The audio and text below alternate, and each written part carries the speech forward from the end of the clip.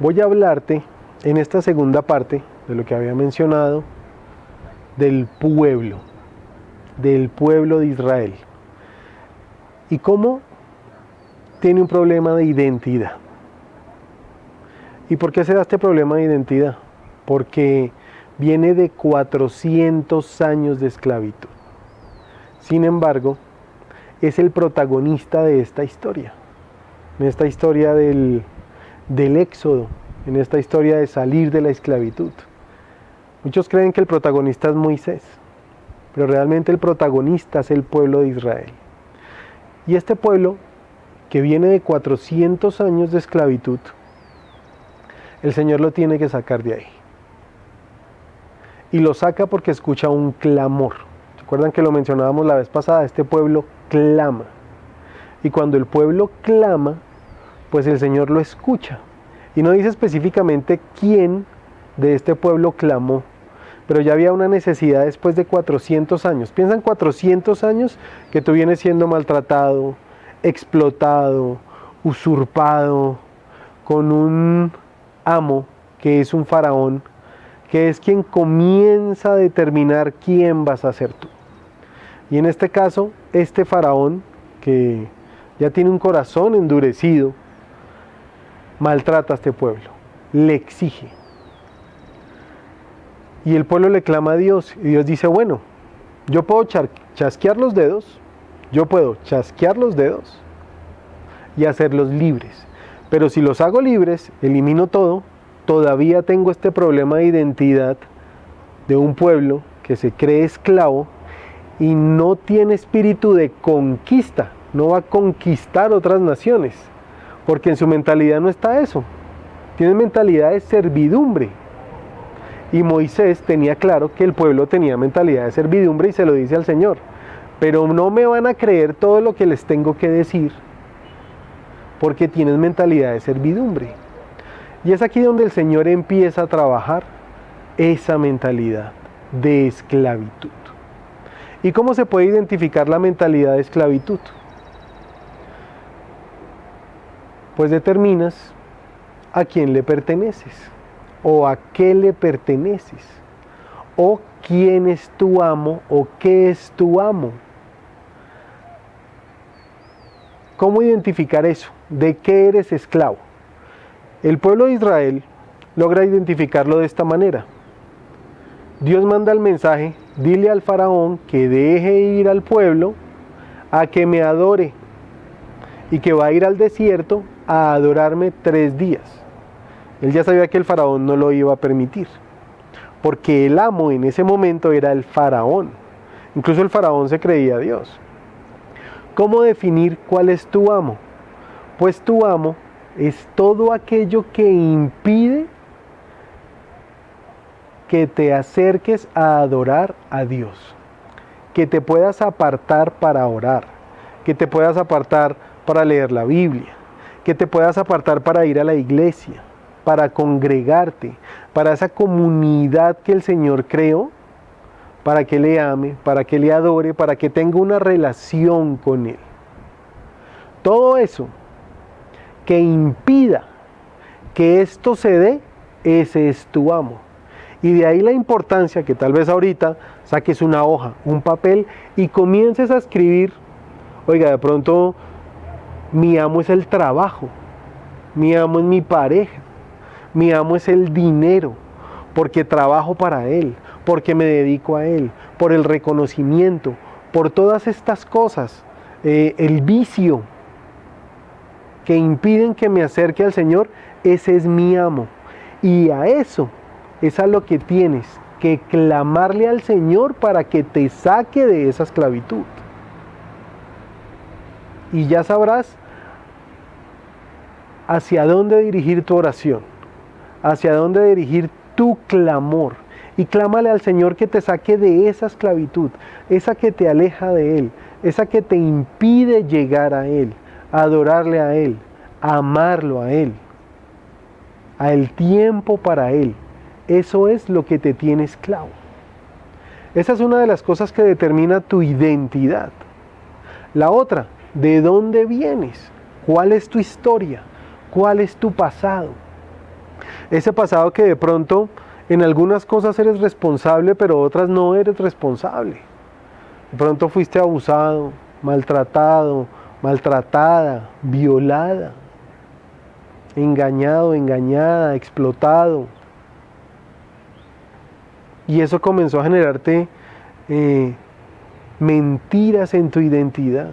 Es que tú eres esto, es que tú no sirves para nada, es que eres poca cosa, es que Dios no te ama, que es la mentira más grande. Ese pasado también comienza a identificar cuáles son esas cosas por las que tienes que clamar y a las que tienes que renunciar, porque de ahí también te saca el Señor. Piensa que si logró cambiar la identidad del pueblo después de 400 años de esclavitud para que luego conquistara la tierra prometida, con toda seguridad tu historia la puede cambiar y la puede redefinir y darte una nueva identidad. ¿Cómo logra el Señor pasar a otra identidad con el pueblo de Israel? ¿Cómo logra sacarlo de ahí? El primer mensaje que le manda al faraón es: deja salir a mi hijo. Y esa es la primera identidad que le da al pueblo. Es mi hijo. Y si no dejas salir a mi hijo, entonces yo tomaré tus hijos, tus primogénitos. Y por ahí empieza el Señor. Entonces el pueblo ya identifica que tiene un Padre, que tiene un Dios, que le pertenece a Dios y no al faraón, que le pertenece a su padre y que de allá vienen, porque él les recuerda la historia.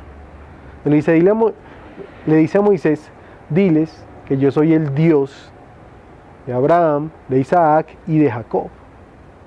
Y se identifica, o sea, les recuerda su historia. Ustedes vienen de allá, de esa promesa que yo le hice a ellos.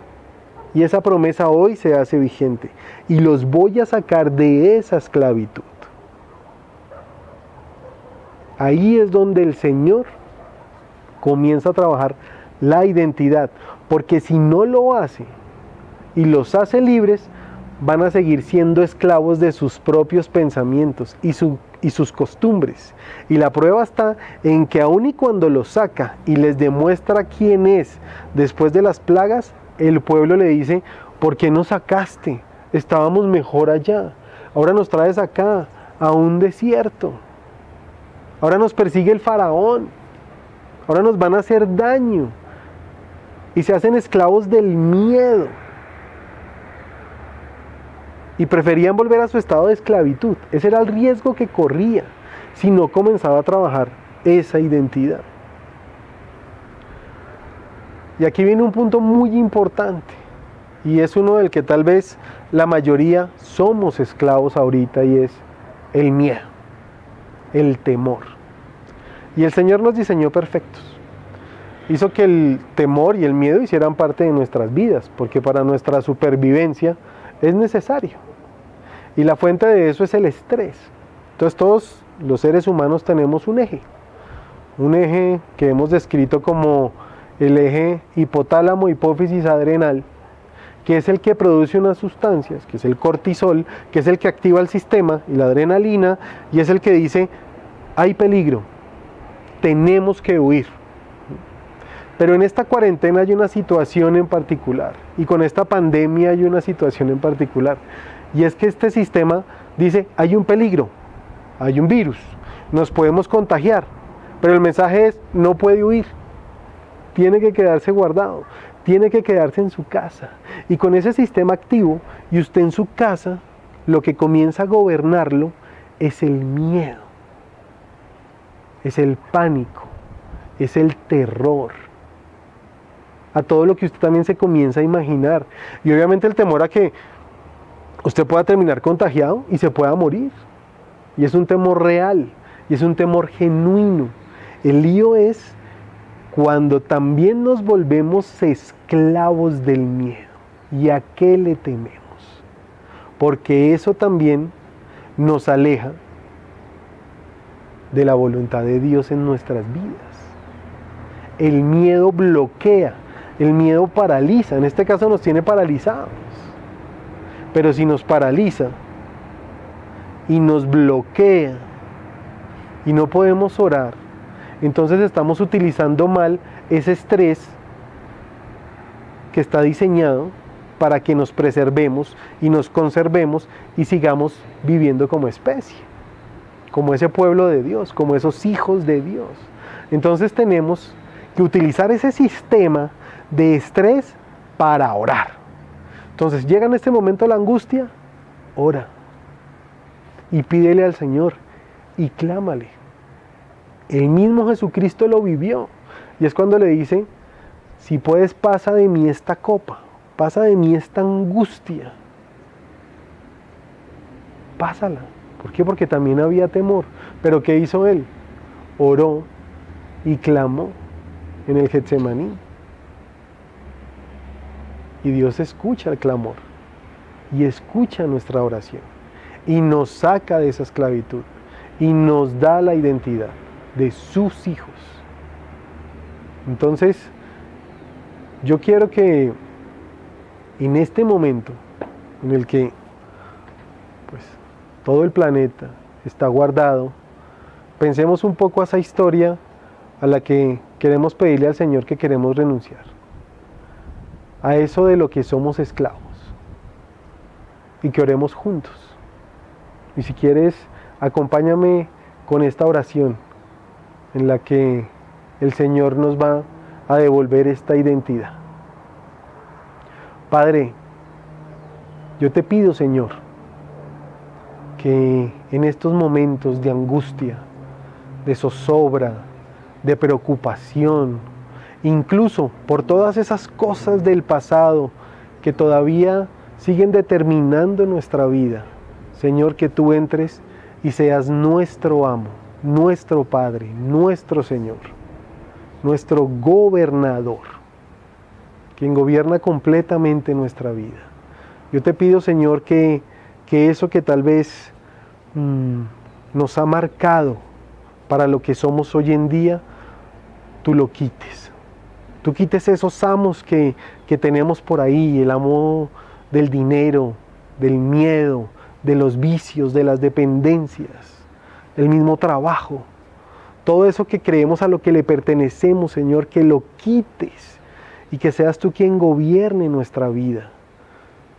Yo te pido, Jesús, y te reconozco como mi Señor, como mi Salvador, el que me da la libertad, el que me saca de la esclavitud.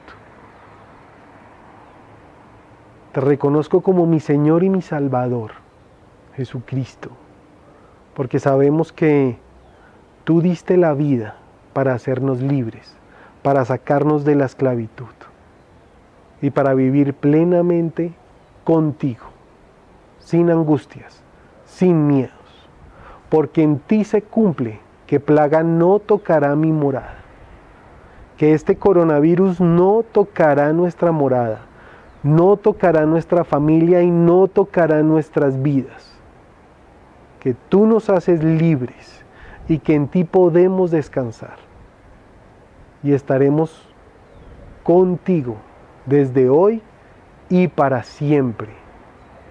Amén. Dios te bendiga. Y si me acompañaste en esta oración, quiero decirte que Dios te reconoce como su hijo, que Él te hace libre, que a nada tienes que temer y que todo está dentro de su perfecta voluntad. No olvides que sobre tu vida hay promesas que vienen desde arriba. Te bendigo.